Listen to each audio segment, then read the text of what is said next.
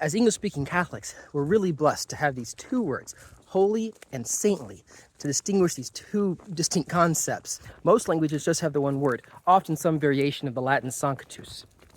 Holy refers not to some inner disposition or characteristic, but merely to the fact of being set aside for the things of God. Holy water set aside for blessings and use in the liturgy. The holy chalice set aside for use in the Mass. A holy man or woman, a monk, a nun, a priest, a bishop, somebody who set themselves aside for life of service to God. A closely related topic to holy is the concept of sacred.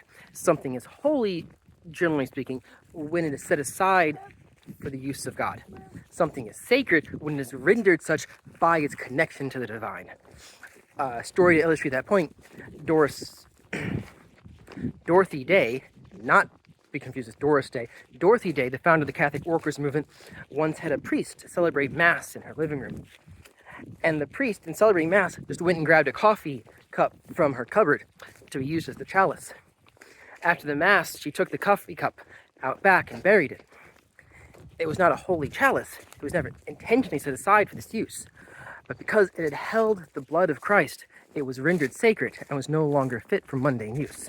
See, something that's holy can sometimes be unconsecrated and returned to mundane use. Something that's sacred can only ever be desecrated. Priests can be laicized and removed from the clerical state. A church can be deconsecrated and turned over to mundane use, as like a hospital or a library, a shelter of some type. They're never profane use because it's still a sacred space. Sanctity, on the other hand, refers to an inward disposition, intentionally turning my life over to God and living for Him, loving God, loving my neighbor, and living accordingly. In the church, we never hold up our bishops or our priests as models for life. Sometimes we make the mistake of thinking that because a person is a holy man, he must therefore be saintly and worthy of emulation. The reality is often quite the opposite.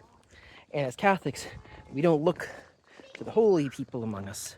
We look to the saints in heaven, the ones who have lived their lives throughout the ages for God and have demonstrated by their lives the best way to live our own. Yeah. Comment below if you got a question for next time. Subscribe to hear the answer. And until then, God bless.